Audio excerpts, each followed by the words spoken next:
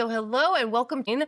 I am pleased to have an amazing guest with us today. Find out that his lucky number is 17, so he's in the right episode.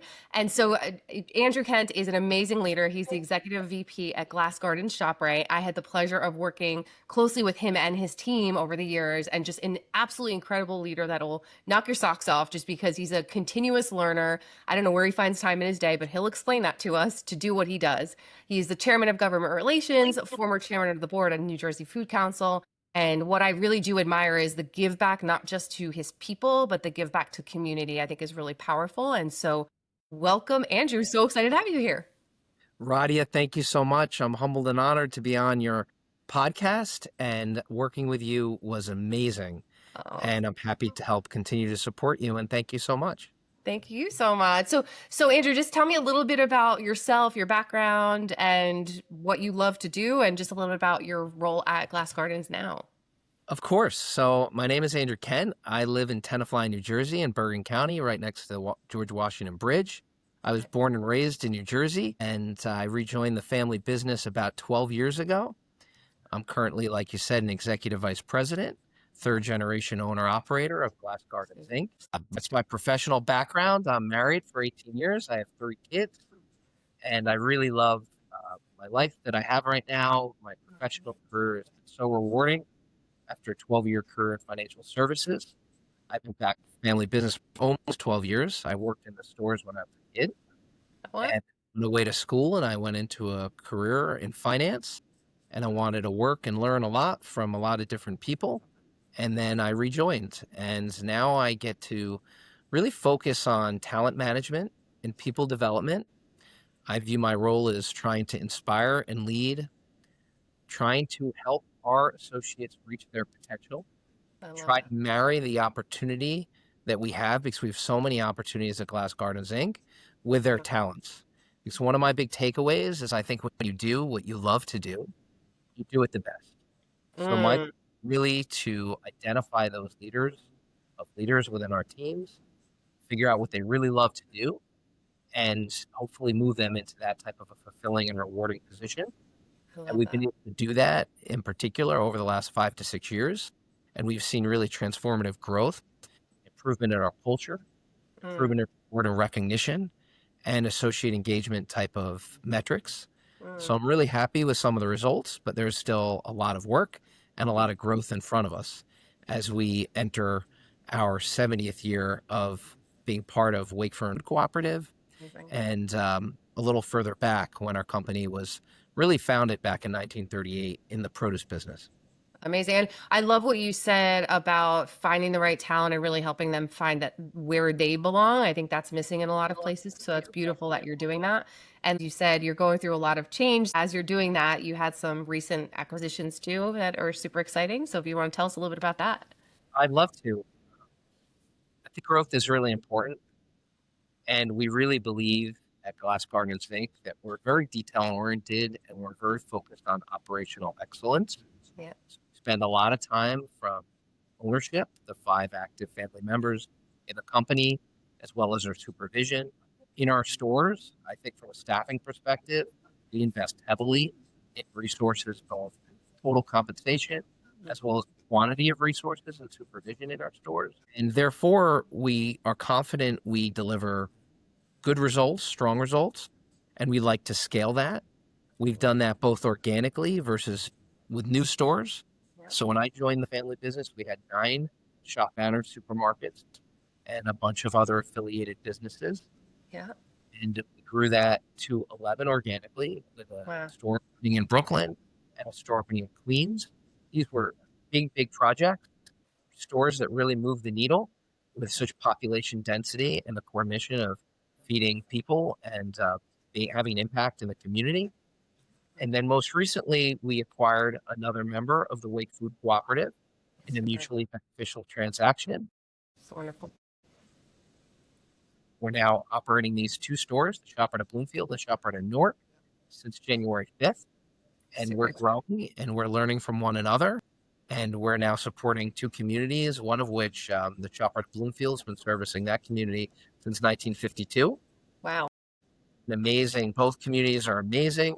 They really complement our existing fleet, They bring to us a lot of talent from Mm, associates that the Greenstein family had, mm. and giving them additional opportunity. We're learning from them and the way they did and what their best practices were. And then we're implementing a lot of our operational excellence platform. And we're really excited to take those stores to another level to help take some of their human resource talent and bring them throughout our company. We have another new store planned, and this will be a new market to Wakefern, and Wow. that'll be Valley Stream, Long Island, and it'll be a very impactful store opening in Long Island in Nassau County, right over the border from Queens, Wow. and that will be our 14th battered shop, and Wow. that's a very significant project that we're already starting to scale up for. Amazing. That's huge growth. Huge growth. And so I was going to ask about values. How are you finding that transition, or did you do a lot of work on the front end to make sure that transition happens to blend in with the core values?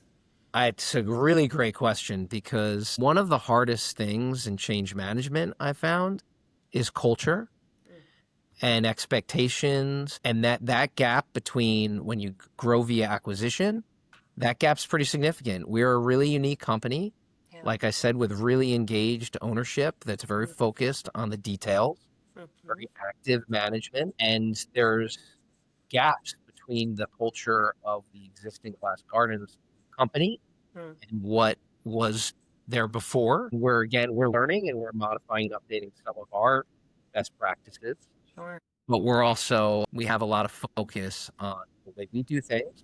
Super. So I think it starts with listening and it starts with communication. Mm, In the beginning, we clearly communicated the company's history and yeah. our identity, and kind of you don't know where you're going until you know where you've been. So to help the new associate appreciate our path and why we are the way we are, and then clearly explain our vision, our mission, our purpose, Yeah. and our future outlook of how we see the future and the things that matter to us.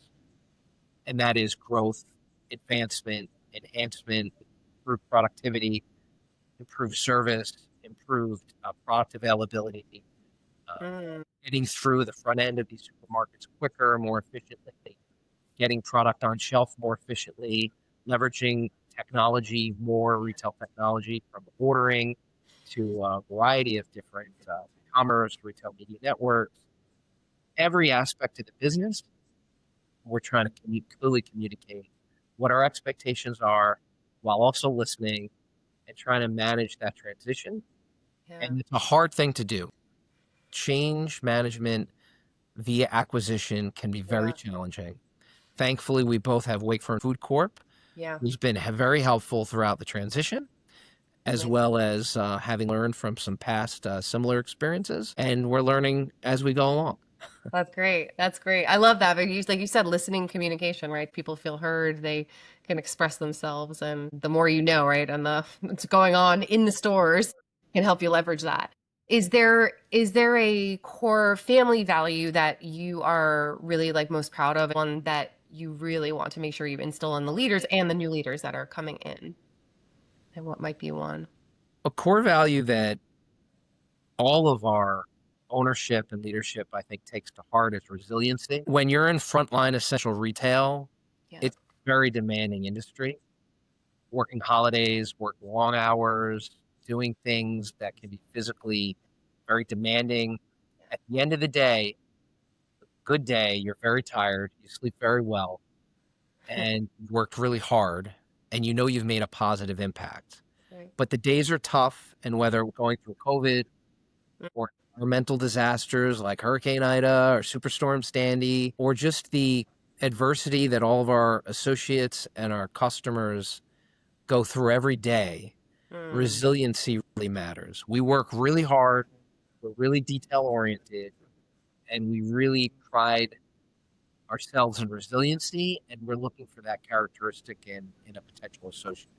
I love that. And all the work that I've personally done with store managers and leaders, resiliency. I think oftentimes they're just so used to it, they don't realize how resilient they truly are. I mean, COVID, well, like you said, was one right there, but the resilience that they every day, working 6 days a week, right? Whether it's just putting out fires nonstop, it's just a whole different world. And respect them so much.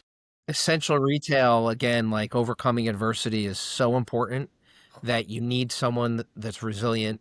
If they're not resilient, it's going to be tough for them to succeed long term. Yeah, you can't. I can't see surviving in the marketplace. It's challenging. It's challenge. It's such great, amazing people that put themselves in those roles and work so incredibly hard. What for you is like? What was a maybe like a gut check moment that extra forged you into the people first mindset where you just said you gotta prove that every day? Just gave me one, I think, with resilience, but Well, I mean, that's an amazing question. And I really think back, the brand and the moment that sticks out the most to me would be the recognition throughout COVID of the value of a frontline essential retail associate and the role they play within the communities they serve. So just the call to action and the call to service of how important the roles that we play in a functioning community, just mm, from a food security perspective, yeah, helping people eat well, yeah, helping them provide for their families, trying to minimize the amount of stress in their days, um, so they can focus on their loved ones and doing the things they really want to do, but feeling good about where they're spending their hard earned money. yeah. And I think about the company's history. And again, our mission's quietly become the commonly best people service, sales, and profit. We've always put the customer first, and the Mm, customer still is first. But when you really decouple, how do you put the customer first and customer experience first? You need an associate that mm, feels supported, that feels protected, that feels like they have a future and opportunity, and a team and leadership that is listening to them. yeah. And so through reward and recognition, through total compensation initiatives, through investing in their talent and people development, I think those were metrics to help us show that we were people first so Yeah. that we customer focused. And there's no way you're going to have a customer experience in a store as big and complicated as ours if there isn't great training and if the associate isn't smiling and happy to be there Yeah. and fulfilled by the opportunities and challenges presented to them. So Absolutely. I think we've tried to invest heavier, and COVID was really a lesson, um, a lesson in leading. I think, we've always followed the servant Mm, leadership model.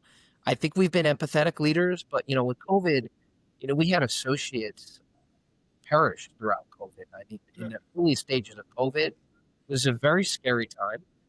And I remember the first associate that we had that came down was diagnosed with COVID.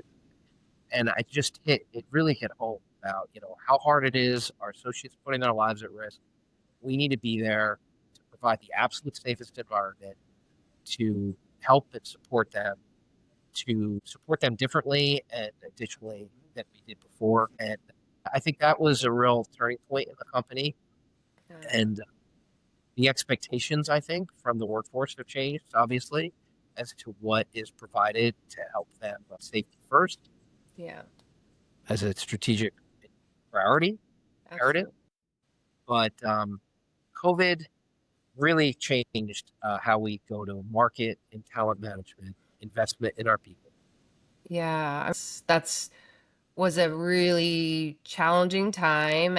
I going back to what you said about being frontline, I really loved that that was highlighted because I think we often thought about people in the medical profession and not to say they weren't also the front line, but so were the people that were feeding other people and going, risking their lives being in the stores to feed others. So just that, yeah, I think that that's where you guys have just done such a great job, right? Supporting them because if that's just kind of, they're going to show up and be able to continue to show up at work and be able to last, right? It's been 5 years. And so still performing at high levels, which is amazing.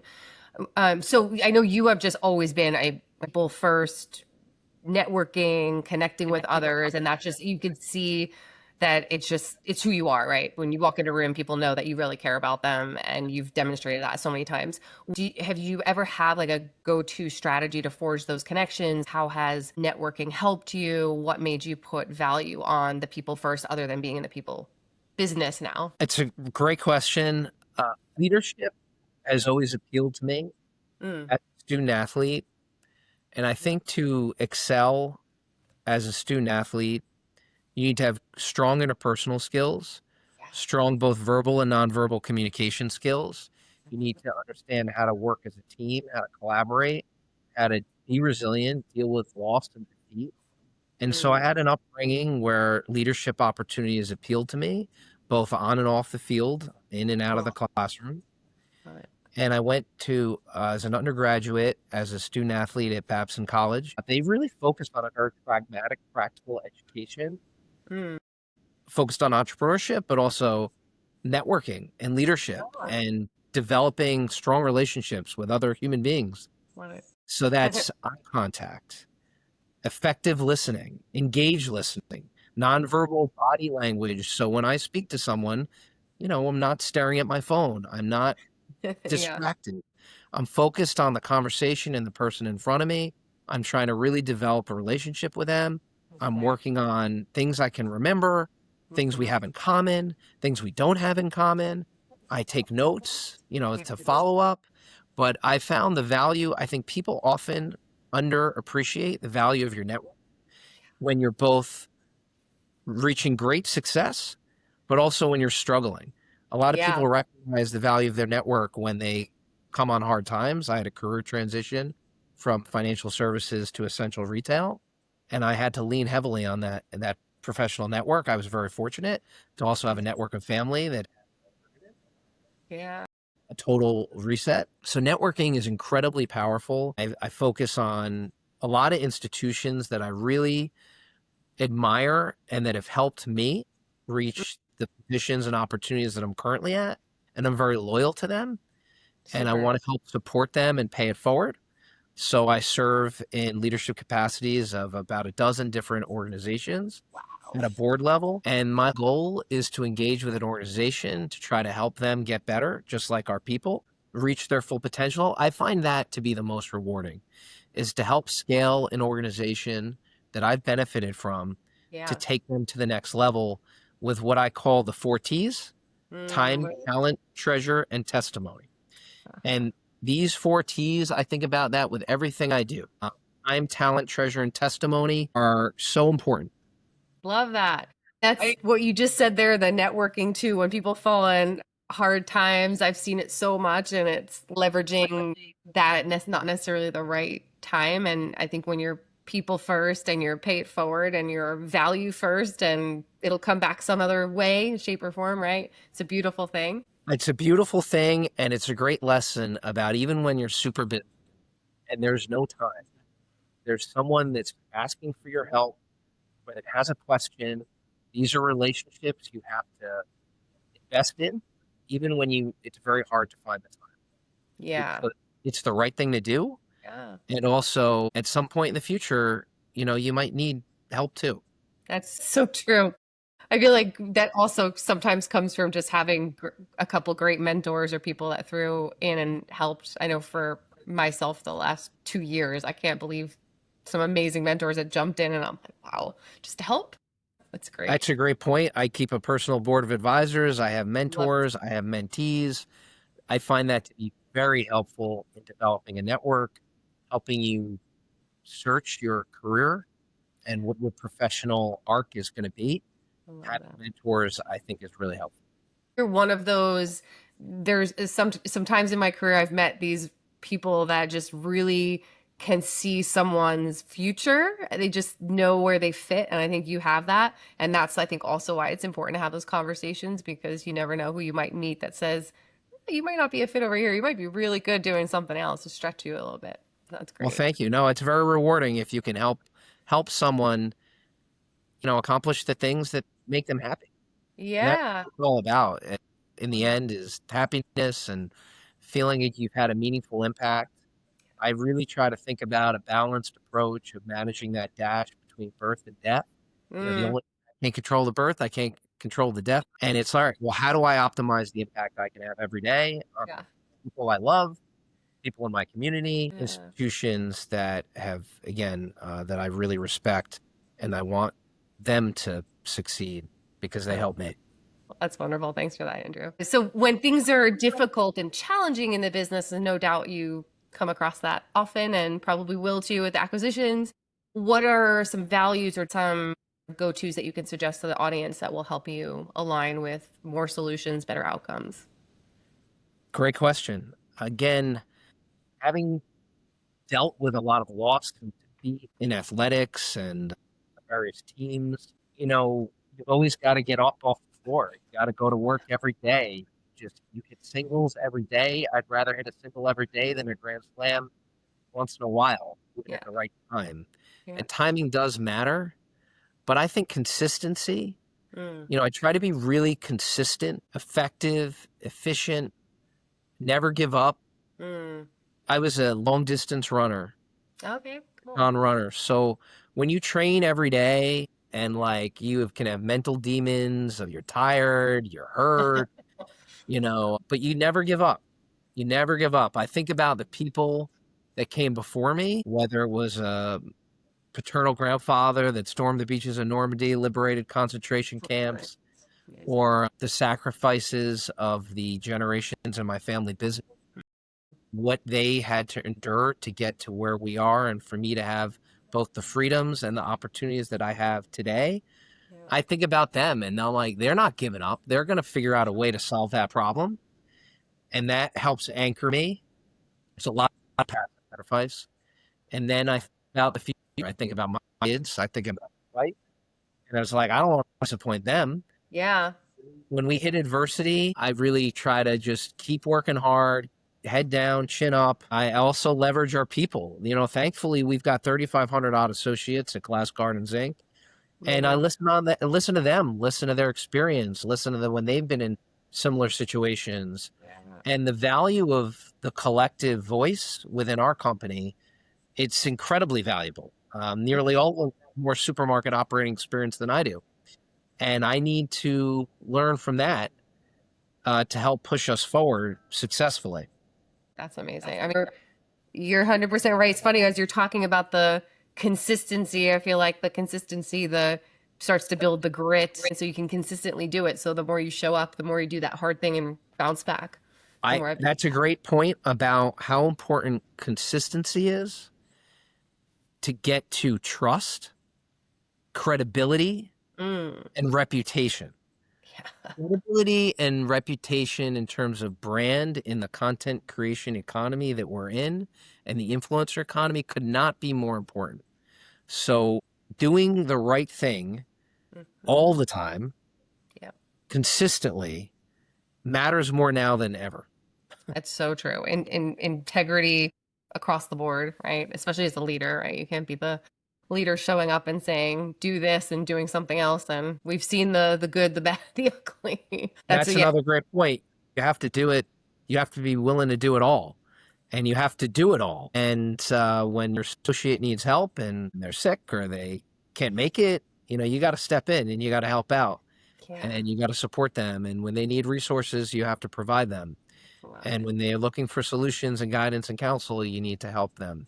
So that dependability and consistency is such a big part. They say as a father, one of the most important things is just to show up. Yeah. I think about that a lot. I love to coach. I coach my kids in youth sports. I find that very rewarding. Amazing. But one of the most important things about being a coach is being there at all the practice, all the games. And those kids really depend on you consistently. And consistent performance, I think, is that's a really important value. Children, they know when you're there all the time or you're missing, and the same with your employees. They know when you're showing up for them and when you're missing. I love that. So you're so involved. I remember this and I respect it so much, but so involved with the community between you and just Glass as a whole. Are there any, I know you have your certain organizations, and please feel free to share those so others can support. What was a project perhaps that you're really passionate about? And either how do you measure that, the effect of it, or why do you keep going back in? Well, thank you for bringing that up. And community investment is so important to me. I talked about happiness before, and there's an author, you've heard of him, Arthur Brooks. He wrote From Strength to Strength and many other books. He's a foremost expert on the scientific, empirical evidence of happiness. And he speaks to faith, he speaks to family, he speaks to community, and meaningful work profession. I love it. And the community part, I try to weave all four of those elements into how I invest my time after family and professional into the community, but I try to intertwine it. Really Yeah. have four pillars of areas that we focus on. Top is food security, Yeah, I love that. public health, higher education, Love and it. Jewish institutional investing. Love it. And a lot of that has to do with where we came from and who we are and wanting to pay that forward. And part of it is also just to be a great steward in the communities we serve. And in essential retail, it's an amazing thing how important these stores are to those communities. And I think about our company's founding was at a time during prior to the founding during the Great Depression, really, where food was scarce and Mhm. opportunity was scarce. Our company history is we were selling produce on the street corner, and ultimately we got pretty good at it. And then it grew and it grew and it grew. Great.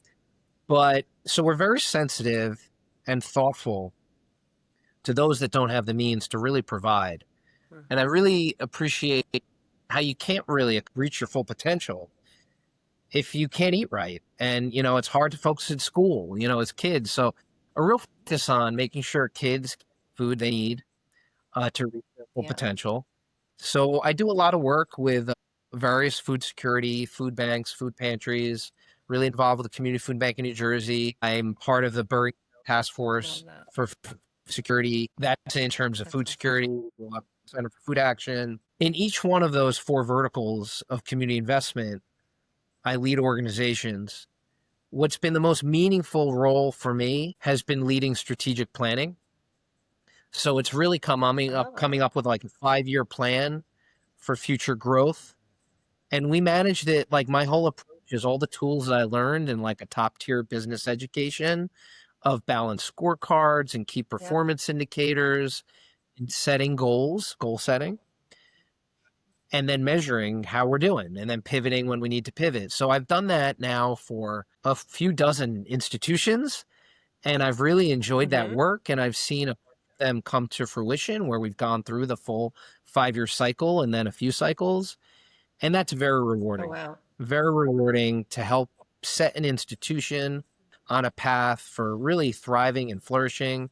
I feel really good about that experience with the New Jersey Food Council, the lobbying body on Mm. behalf of the entire industry in the state of New Jersey.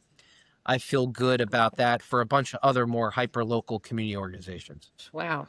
And I'm curious the amount of hours that you think you might spend a month in the process. Yeah, no, I think about that a lot because hours and how you divide your time because we only have so Yeah. many waking hours. And I sleep from like 11 to a little after 5. And working out is very important, early morning working out for me. But I'm giving a good 8 hours, 8 to 10 hours a week to community investment, spanning all those different organizations. But that's on average. Some weeks are heavier than others. Yeah. I'm still putting in a good 60-hour work week. So you do 60-hour work week, 10 hours of community investment. Obviously, there's family time. But one of the things I've really focused on is bundling. How do so when I work out, I do it as a group with my friends, and I Okay, do it nice. institution that I invest in and I serve at. So how do I hit like three of the four things that really impact my happiness at That's great. once and bundle that together? So Uh, um, that's an example of the amount of time I give to some of those institutions, but also how bundling it together, I think, has helped me optimize the impact. oh, so paint a picture for me here. So are you guys all going to like the same gym and you're having these conversations? I'll give you the crystal clear example. At 6 a.m. on Monday, Wednesday, Friday, you can find me at the Kaplan JCC on the Palisades, Right. working out with the other officers of that board. So we're working out in like a hit type of Yeah. workout as a group. Yeah. We're covering friendship, social, strategic imperatives for that board and that executive committee. And it's effective. And we're thinking about the health and wellness of that gym as one of the major business units of that JCC institution. So that's like an example of, doing all three at once. And it also is helping me, I need to work out or I go crazy. That's wonderful. I love that. That's a little bit of that James Clear Atomic Habits, habit stacking, right? To get. Atomic Habits is one of my favorite books. Yeah, it's a great book, right? I love that. I had some more business questions, but because we're on this route, I do want to ask them what is since habit? Like a habit, maybe habits.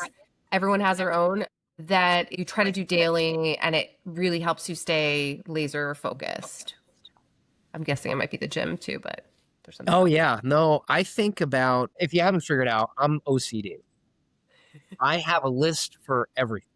Love it. And I need to check things off that list or I go crazy, just like when I don't work. So I have short-term tasks that need to be accomplished that day. Mhm. I have medium and longer term goals. I have a list for all of those things. I do annual goal setting and I have like a balanced scorecard of like 18 different goals, and they're in different like areas of my life, about wellness, about family, about faith, about community. And here's the thing that holds me accountable is I check that list in the morning and I check that list at night. Now, like they say, you shouldn't bring your phone anywhere near the bedroom. It impacts sleep and you shouldn't wake up first thing in the morning checking your phone. But I'm so OCD, I'm checking that stuff off when I wake up, when I go to bed, I and I'm love it. thinking about that all the time. And it doesn't really stress me out. It actually calms me down. The only That's time I'm stressed out is when I feel unprepared. So the only solution for that is preparing and great. get those tasks accomplished. And I can't really go to sleep if I have unfulfilled tasks. Like I would just stay up until I finish them. I love that it's consistent and it's keeping you accountable. And it's just, again, it's giving you the proof and the evidence that you could do this every single day. And this is what I do every day. It's not This is what maybe. I do every day, going on 10 years easily, but to some degree going on 25. Amazing. I do think people forget how important those things are, whether it's a long list, a short list, but you just start to do it 30 days, 45 days. It's just, you don't think about it anymore. That's great. But it's just a sense of accomplishment, checking it off. Totally. I think people underestimate like manifestation and the ability, if I write it down, as outlandish as it may be, some of my only greatest regrets are not setting higher goals. One of my messages for like when I coach youth kids, I coach 10U baseball and 10U basketball right now, but that's the age of my youngest. I tell these kids, like dream big, set the bar high, because when you get older, you're going to wish you dreamed bigger. Yeah. I love that you said that with like manifestation because I do agree. I think a lot of people feel it's kind of fluffy, but there's a lot more around it about the habits and whether you're meditating or, it works. And like you said, dream big, right? I dream big. I feel like anything is possible. And all of a sudden, all these things start happening. And then I've had great mentors, and one of my greatest is my stepfather, who Right. co-leads our family business now as a second generation owner operator. And he's a man of action. So the one big gap between dreaming big, thinking big, Mm. down is action, taking action. And I think that's what's really important, and that drives me every Mm. day Mm. is to take action. And he's a role model that has really helped me go from dreaming big to trying to actually really do and Yeah. accomplish. Yes. Oh my gosh, Andrew, thank you for sharing that. I could not agree more. It is literally taking action, taking massive action because you can dream, manifest, meditate, whatever. And if you don't do anything about it, nothing's happening. There you go. Nothing's There falling in you your go. lap overnight. That's wonderful. What a great example to have him share that with you. Thank you. He is a special, special person. Absolutely. In because you have the habits, no doubt, because I find myself very much grounded by my habits, but there are definitely times like lately where there's the feeling of a bit overwhelm, a lot going on. So now you have acquisition, you have more challenges. What is a reset or something different that you lean on in times where there's changes like that and you might feel burned out? Great question. Burnout is a very scary, real issue. So I think time with family, one of the things, people tend to not understand. They're like, do you have more time than other people? How do you do these things? And it's funny because, like I've read and I've listened to this about people. When you really love what you do, Yeah. it's not like work. It doesn't burn me out. But a lot of that has to do with the balance. I really try to curate Mhm. a balanced day, a balanced week, a balanced year. And a lot of that is like strategic planning for yourself. Yeah. It's I know I need usually a certain amount of vacation that's going to be fulfilling for myself, for my wife, for my kids. I know I'm going to want a certain amount of time. For me, mental health, a lot of it's working out, even, Hmm. but I'll meditate in the sauna. That's great. Think. I listen to a lot of podcasts in the car if I'm not on conference calls, and it helps me think. I like think while I'm listening. Mm. And I had a great experience of breathing, like various breathing coaching for biometric feedback to regulate my heart rate. I love that. And so if you're doing public speaking or if you're getting anxious or overwhelmed, like I've got some like breathing exercises that both professional athletes and I think people that get in front of a lot of large groups of people have gone through. I Yeah. find them to be very effective, diaphragmatic breathing to lower my heart rate. They talk about athletes at peak performance being able to slow down the field. It's almost like you're in slow motion. Yeah. And I think that like I try to think about that a lot, and it's really helped. I don't feel nervous or overwhelmed really at all anymore. That's really helped me.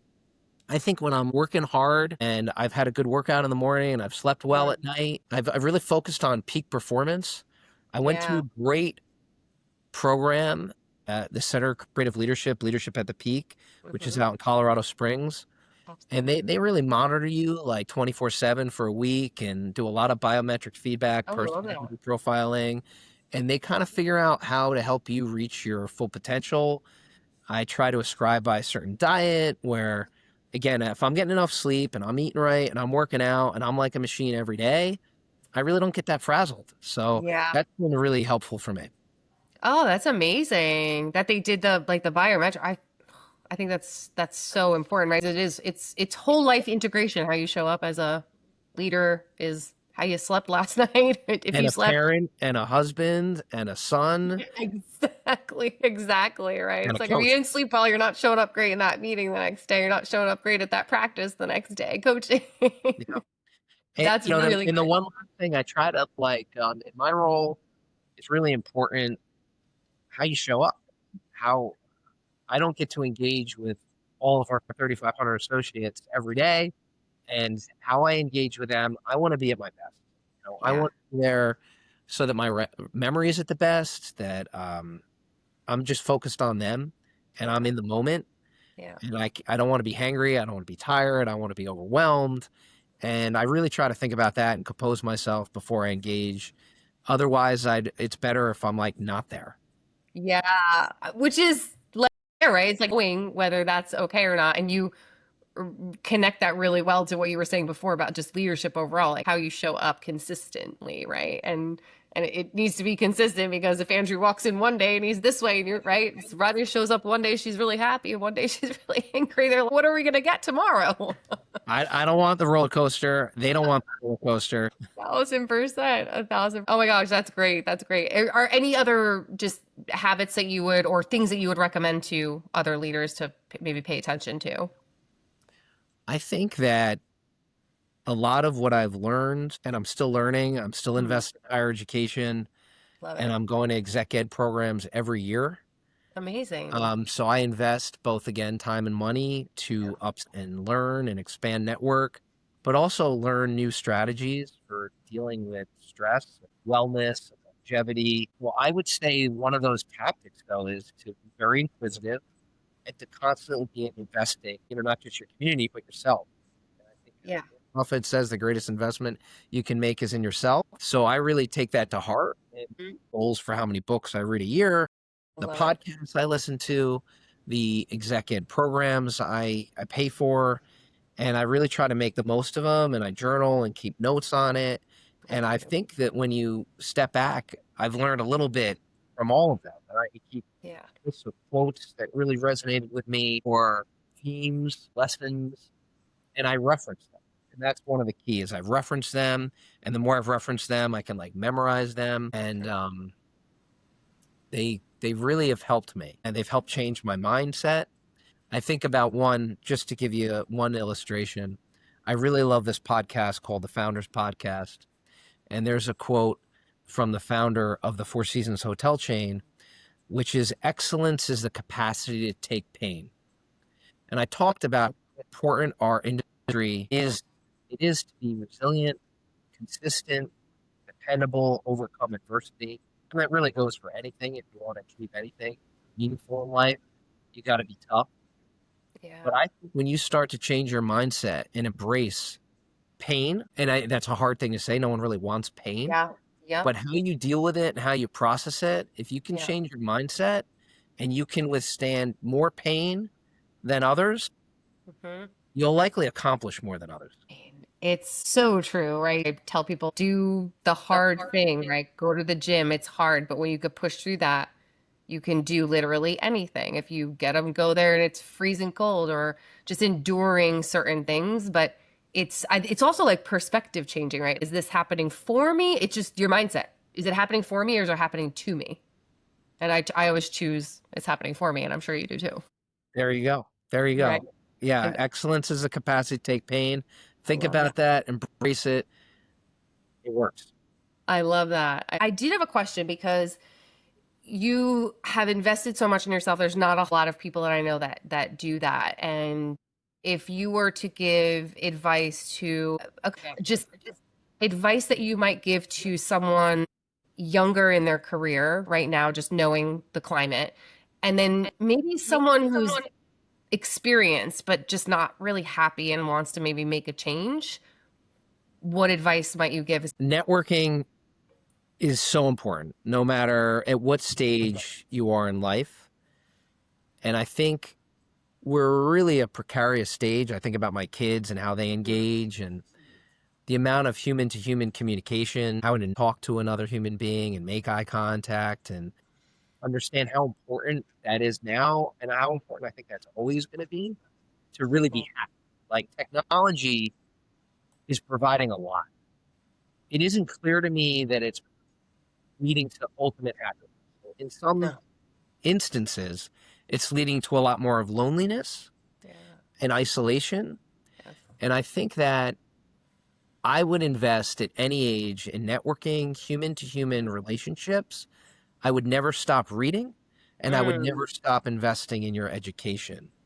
Mm. So I plan to, the way I think about life and the future of longevity and wellness Yeah. is, God willing, will live a very long time, longer than our ancestors lived. And the enjoyable years should last a lot longer.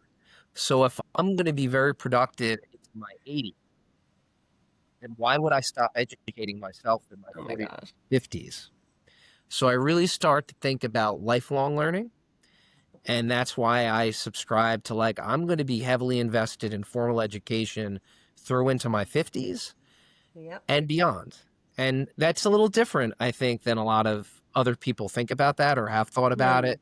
You know, maybe some people will reach for a master's degree, and maybe that's there. Some people it ends a lot earlier than that with formal education. The value of formal education also, it's changing. You know, like there's so much you can learn outside of formal degree channels, and that is equally, if not sometimes more valuable. There are podcasts that you can listen to that I think are more valuable than a bunch of the degrees I have. So, but what you can never stop doing is stop listening or investing in yourself or other human beings, like relationships. You stop learning and you stop spending time with people, Yeah. your career is going to go a different direction.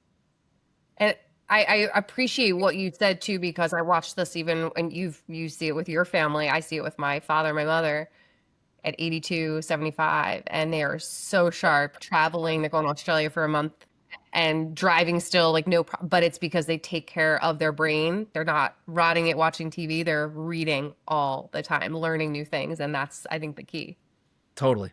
Could not agree more. That's so great. And then the I guess the well, final piece.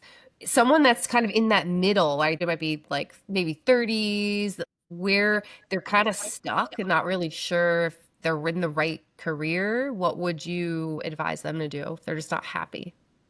Well, a lot of self-reflection. You really got to understand what makes you happy, Mm. your life goals are. I do a lot of exercises for some of the leadership network part of. They have like the tombstone exercise, like kind of, or how you'd want to be remembered. Hmm. And I think that's really important to think about what does success look like? How do you think you would feel fulfilled at the end of your days? What type of legacy you want to leave? And work backwards from there. So I think that can be eye-opening, and then you try to figure out, all right, these are things that matter to me, these are the values, these are the things that I need to backward accomplish, like 1 year from now, 5 years from now, 10 years from now. I've got plans like for that old man. It's kind of great. I can imagine. I'm just like a list maker planner. I love I it. think I figured out what really matters to me, but maybe that'll change over time. Yeah. I think you should invest really heavily in education and network. Hmm. I think that obviously AI and technology are changing so quickly Mm. that the demand for skills is changing drastic. A lot of industries and a lot of skills are going to require retooling.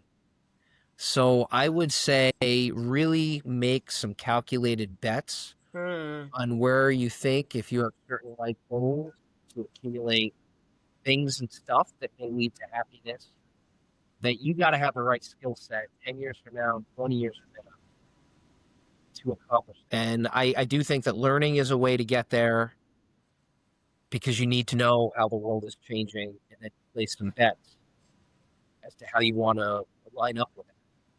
I do think it's one of the reasons why I love the food industry. You know, I think people are always going to need to eat. How they eat is going to change. What they eat is changing. How they get it is changing. But serving an industry of helping to feed people that's essential, I think will be around for a while. And it's my responsibility in my generation to not mess that up and make sure we're properly for what will be the fourth generation of our family business. So hopefully they have as many opportunities as I've had. Amazing. So yeah, I think you got to learn and you got to read and you got to invest in your network and you got to know what you really want and what will make you happy. But what you said being so powerful is not just the learning, but continuing to, because with AI, right, you need to upskill. You can't just be like, I made it. Well, then what if your job's taken and you have no education? So that's Entry level positions right now and the market for them are getting very scary. yeah, And you definitely need a different skill set. And there's high demand for all other kinds of skill sets. sure. And I'd want to make sure I was positioned. I don't know if you can take away that people side. I don't know. I mean, I just can't see that side not being important. Just like you said, educate, but also network. And that's a beautiful thing. Yes, the networking portion I definitely think will be important forever. And just Yeah. relationship management. If human to human contact and marriage and procreation really matter, and I think they do, Yeah. matter to happiness, I think people will continue to invest in them. Any final words, Andrew? Anything else that you want to share with the audience? Now, I So would say I thank you so much. It was really an honor to gosh, participate. my I honor. love your content. I love Thank you everything you're so doing, much. helping people reach their full potential. It really Thank you resonates so with much. me. Lucky to have you and your talents, and I wish you the greatest success. You continue to build this brand. Thank you so much, Andrew. I mean, I so value, we talk about relationships, right? I value the relationships that are kept and maintained and all that you bring to the table. You're such an amazing resource. Oh, thank you, Rob. And I feel it right back at you. I feel the same about you. So Thank you so thank you. much.